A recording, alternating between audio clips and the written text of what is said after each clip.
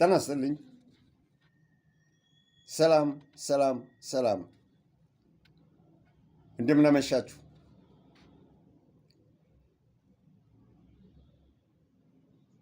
ስራ ለምን መስራት ያስፈልጋል በሚል ሀሳብ አጠር ያለች የውይይት ርዕስ ይዤ ቀርቤያለሁ። ከዛ አስቀድሜ ጥንት ገና ልጅ በነበርኩ ሰዓት አንድ ዘፋኝ የዘፈናትን መግቢያ ሁለት ስንኞችን እናገራለሁ እንድትረዱ። ከዛም በኋላ አንድ የቆየ ባለቅኔ እንጉርጉሮም ሁለት ሀሳቦችን እንዲሁ ዝም ብዬ ለምንወያይበት መግቢያ እንዲሆን አቀርባለሁ። ለእንጀራ ነው ብዬ እንጀራ ነው ብዬ እንጀራን ውሃ ወስዶብኝ አለ። እኔ የዘፈን ድምፅ ባይኖረኝም እንደ ዘፋኝ ባልሆንም የቃሉ ትርጉም በወቅቱ ሕሊና ውስጥ የተቀረጸ ስለሆነ ለእንጀራ ብዬ ምን ወዴት እየሆንኩ እንዳሳለፍኩ እየሆንኩ እንዳለሁ ለእንጀራ ብዬ እንጀራዬን ውሃ ወስዶብኝ በጣም ስሜትን የምትቆረቆር የነበረች ስለሆነ ይዣታለሁ። አንድ የቆየ ባለቅኔ እንጉርጉሮ ደግሞ ራስን አሞኝ እያያችሁ ምን ነው ሰከረ ትላላችሁ? አሁን ማን ሰጠኝ ለእኔ ጠጅ እንጀራ አዞረኝ እንጂ። አሁን ማን ሰጠኝ ለእኔ ጠጅ እንጀራ አዞረኝ እንጂ። ራስን አሞኝ እያያችሁ ምን ነው ሰከረ ትላላችሁ? ሰከረ የሚሉ በዛ። እንጀራ አዙሮት ሆዱን ተርበው የሚሰቃየው ላይ ሰከረ ብሎ የሚስቅ በዛ። ይሄን የጥንቱንና ያሁኑን ለማገናዘብ ያስገደደኝ ሁኔታዎች ናቸው። ከዚህ የተነሳ ነው ሰው ለምን ስራ መስራት ይገባል ብሎ ሰውን በሚጠይቅበት ጊዜ አንዳንዶች ሰው ስራ የሚሰራው መስራት የሚገባው ዕቃና አገልግሎት የሚሆን ነገሮችን ለመግዛት የሚያስችል አቅም ለመገንባት አቅም ለማግኘት ነው ስራ የሚሰራው ይላል። ውሸት ነው። በጣም ይገርማቸዋል። ሰው ስራ የሚሰራው ለመብላት ነው። ሆዱን ከጠገበ በኋላ ነው ሌላው በሙሉ ትርፍ ነው። ከሆዱ የተረፈ ነው።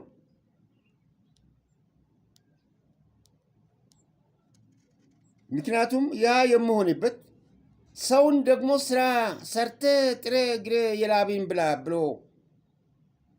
ፈጣሪው አዞታል። ሌላውን ፈጣሪ ምንም አይደለም ብለን የምንቀልድም ብንሆን የፈጣሪ ትእዛዝ ነው። ሰውን በፊትህ ወዝ ላብ እንጀራን ትበላለህ የሚል አዋጅ የተቀበለው ገና ከማለዳ እስከ ማታ ጥሮ ግሮ ሆዱን አሸንፎ እንዲኖር እንዲያድር የጠዋት ምደባው ነው ለሰው ልጅ። ማን ነው ይህን የመደበው? የፈጠረው አምላክ ስለሆነ እንድናውቅ የምረን ነው የምናገረው። ቁርጣችሁን እወቁ። ስራን እንዳይሰራ የምታደርግ ካለህም ቁርጥህን እወቅ። ሰው የሚሰራውን ሲያጣ ወደ ክፋት ይነሳል፣ ክፋትን ያስባል። ሆዱ ማስቻል ሆዱን መጥገብ ካለመቻሉ የተነሳ ስራ ከጠፋ ጫካው ከጠፋ ተመንጥሮ ካለቀ የጫካ ፍሬውም ከጠፋ ወደ ክፋት ይነሳል። ጋሪዮስ ስርዓተ ማህበር ሰው ጫካ ውስጥ በነበረ ሰዓት ፍሬ ለቅሞ የሚበላው ሆዱ ለማሸነፍ ነው። አውሮፕላን ለመግዛት አይደለም፣ መኪና ለመግዛት አይደለም፣ ህንፃ ለመስራት አይደለም፣ ኒውክሌር ቦምብ ለመቅመም አይደለም። መጀመሪያ የተነሳው ሆዱን ለማሸነፍ ነው። ትእዛዝ ስለሆነ ጥሬ ግሬ በወዚ በላቢ እንጀራ ትበላለህ ትሎ ገና ከማለዳ የተበየነለት ነው፣ የታወጀበት ነው። አዋጅን መጣስ እስከ ዛሬ ድረስ ማንም ያንን አዋጅን መጣስ እንዳልቻለ ልንገነዘበው ይገባል። ይህ መልስ በትክክል ለሰው ልጅ በህይወት ለመኖር ተገቢው ነው። መስራት ያስፈልጋል። ለሆዱ መስራት ያስፈልጋል። ሆዱን ከቻለ በኋላ ነው ትርፍ ነው፣ ኤክስትራ ነው። ትልቁን አባይ ግድብ ከሰው ተበድረን አይደለም፣ ከሆዱ ቆጥቦ ተርፎት ሳይሆን ቆጥቦ ምሳ እራት ቁርስ ምሳ እራት የሚበላ ከሆነ ምሳውን ትቶ ቁርስና እራት አድርጎ ቁርሱን ትቶ ምሳና እራት አድርጎ ምሳና ቁርስና ምሳ በልቶ እራቱን ትቶ ነው ባለው በሚሰራው ስራ ባለበት ቦታ ላይ የሚሰራው ያደረገው። የማይሰራ የማይበላ ምንም የሌለው ያን ማድረግ አይችልም። ምንም የሌለው ከየት ያምጣ? ሆዱን አልቻልምና ያንን የሚያቀራረን ጉዳይ አይደለም። በዚህም ሁኔታ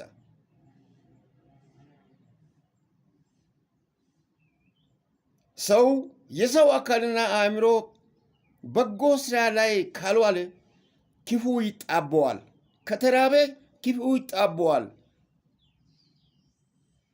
ካቁነጠነጠው ረሃብ ክፉ ይጣበዋል። መዶሻ ካላስጨበጠው ጩቤ ይጨብጣል። መዶሻ የሚጨብጥበትን ሁኔታ፣ ስራ የሚሰራበትንም ሁኔታ፣ ጫካ ውስጥ ፍሬ ለቆ የሚበላበትንም ሁኔታ ካላመቻችን ጩቤ ይጨብጣል። ለሰው ልማት እንዲያስብ በር ካልተከፈተለት ጥፋት ማሰብ ይጀምራል።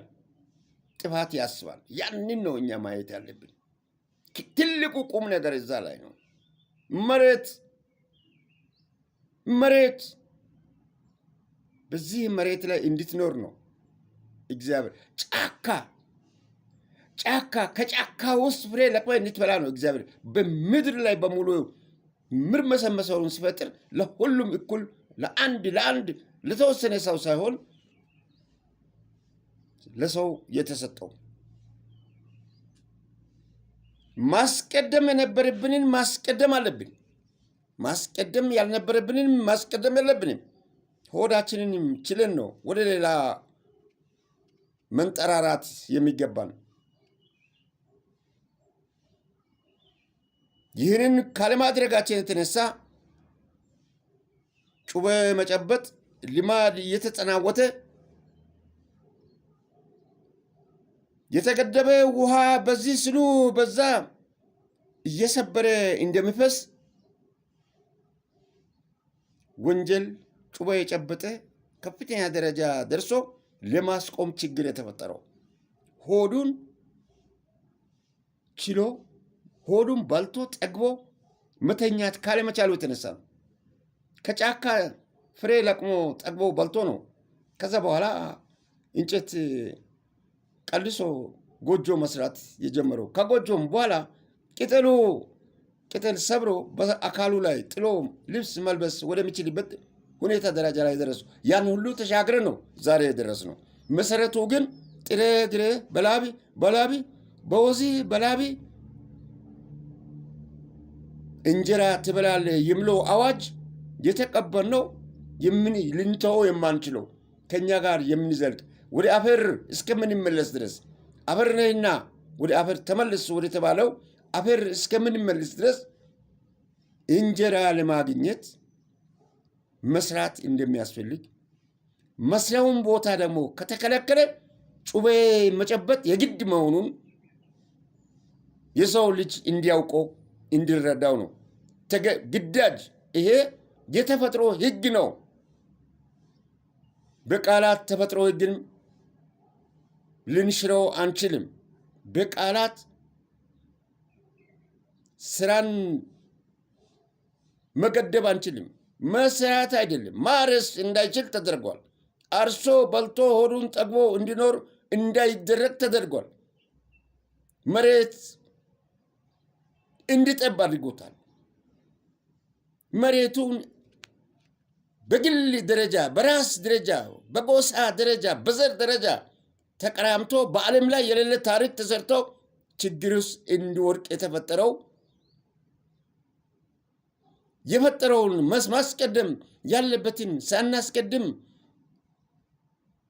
መቅደም የሌለበትን አስቀድመን ጩቤ እንዲጨብጡና በዛም በዝም ሁሉም እንዲፋለስ በዛም በዝም ሁሉ እንዲፈርስ ሲጠግን ሲፈርስ ወደ ማባራ ደረጃ ላይ መድረስ የቻለው የተፈጥሮ ህግን በማሻራችን ነው። ሆዳችንን ጠግበን ብንበላ ኖሮ ዞር ብሎ የሚያስብ የለም። በስራ ሰርቶ መዶሻ ይዞ የሚሮጥ በሙሉ ጆሮው ምንም ነገር አይሰማም። ሆዱን ለማሸነፍ ወደ ስራው ይሮጣል። እንጀራ በላቡ በወዙ በላቡ ለመብላት መዶሻውን ይዞ ይሮጣል እንጂ መዶሻውን ይዞ ሮጦ የሚሰራበት ከሌለ መዶሻውን ጥሎ ጩቤ ይጨብጣል። ለዚህ ነው እርሻ ኢንዱስትሪን አፈረስን የነበረን ስናፈርስ፣ አግሮ ኢንዱስትሪ የነበሩትንም ጠቅልለን አፈርሰን ለአንድ ሆዳም አስረከብን። አንዱ ለሆዱ ከጠገበ ለሌላው ስለማያስብ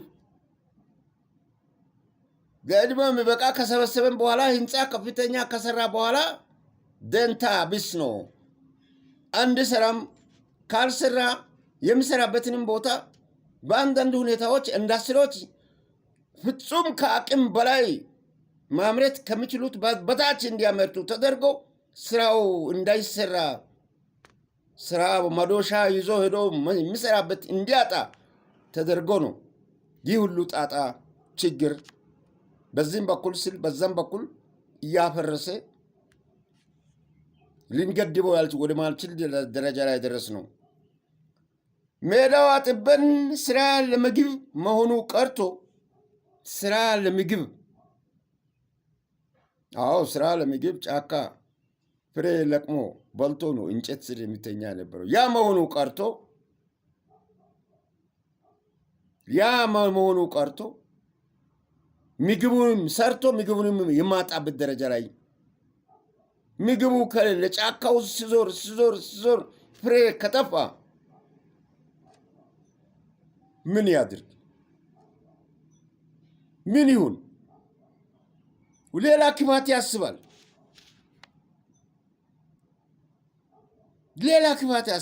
የግድ ያሳስበዋል ሆዱ። አውሮፕላን ለመግዛት ብለው አይደለም ክፋት የሚያስበው። ከፍተኛ ህንፃ ለመስራት ብለው አይደለም ክፋት የሚያስበው። የተንደላቀቀ ህይወት ለመኖር ብለው አይደለም ክፋት የሚያስበው። ከሚያርስበት እርሻው ላይ የተባረረ ምን ያድርግ? ከሚኖርበት ቦታ ላይ የተፈናቀለ ምን ያድርግ? የተፈናቀለውን የሚያይ ነገ ለእኔ ነው ብሎ ምን ይሁን? ወደ ሌላ ነው የሚያስበው፣ ወደ ክፋት ነው የሚያስበው።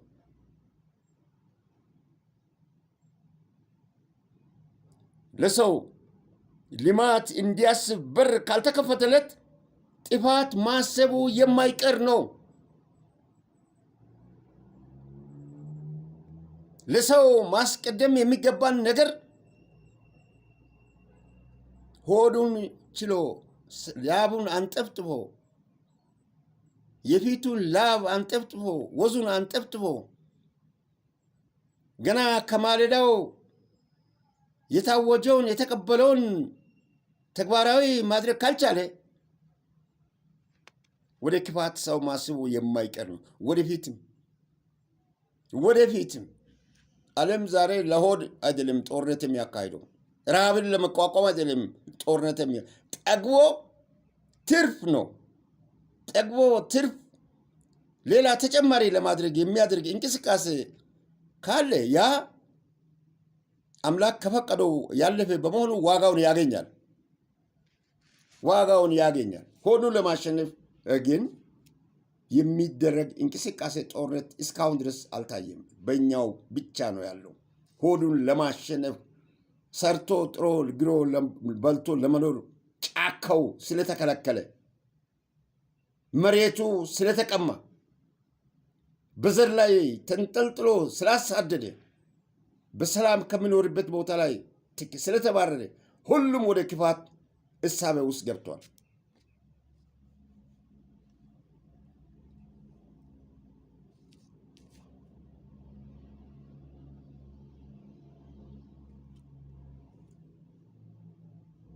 ሜዳው አጥበን ለምግብ መሆኑ ቀርቶ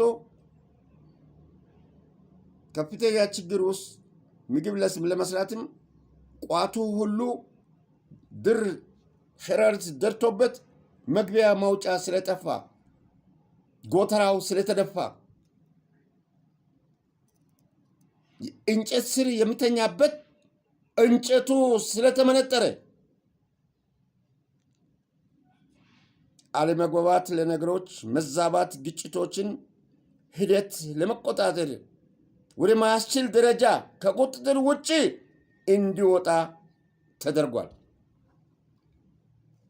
ባመጣነውና በፈጠርነው ነው እንጂ እግዚአብሔር ገና በማለዳ የፈቀደለትን በፊትህ ወዝ ላብ እንጀራን ትበላለህ የሚል አዋጅ የተቀበለው ስለተጣሰ ነው ችግሩ የፈጠረው የመጣውና ለእንጀራ ነው ብዬ እንጀራዬን ውሃ ወስዶብኝ እንጀራቸውን ውሃ ወስዶባቸው ለእንጀራቸው በየጫካ እንጉራንጉሩ ብያለበት ሲኖሩ የነበሩት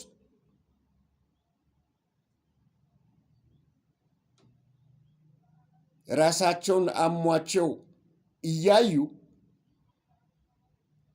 ሰክሩ ብለው ጠገቡ ብለው ያልሰጡትን ባልሰጡት ሁኔታ እንጀራ እያዞራቸው እያዩ እንደሰከረው አድርጎ የሚወስዱ አንድ ጊዜ ትዝ ይለኛል። እንደ ዛሬውን አድርጎ መረራ ጉዲና የተከበሩ መረራ ጉዲና ድሮ የተከበሩ አሁን አይደለም። መረራ ጉዲና በአንድ ወቅት ላይ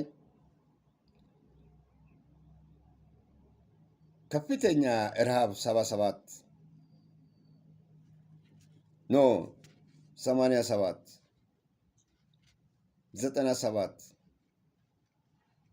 92 እስከ 95 97 ድረስ ባለው ሁኔታ ላይ እንደ ዛሬው አይደለም ከፍተኛ ውጥረት እንዳሁኑ ከፍተኛ ውጥረት በነበረ ሰዓት ህዝብ ፊት 547 መቀመጫ ላይ ተነስቶ ነው ክቡር ጠቅላይ ሚኒስትር የተራበ ህዝብ መሪውን ይበላል፣ የሚሰራውን ያጣ ህዝብ መሪውን ይበላል፣ አንተ ስለደላ ህዝቡ የሚለውን መስማት ካልቻልክ አንተን ይበላል ብሎ ነው የተናገረው። ለህዝብ ተቆርቋሪ መስሎ ያኔ። አሁን ግን ህዝብን ለሽብር የሚያነሳሳ መሆኑ ባልሆነበት ለሽብር የሚያነሳሳው ባልነበረ ሰዓት የተናገረው ቃል ነው እንደ ኮቴሽን አሁን የተጠቀምኩት። ከዛ እንዲህ የተናገረ አንደበት ላይ ነው ህዝብን ለማሸበር ከሽብር ተግባር ላይ እንጀራ በልቶ ለመኖር ትልቁን ለስራ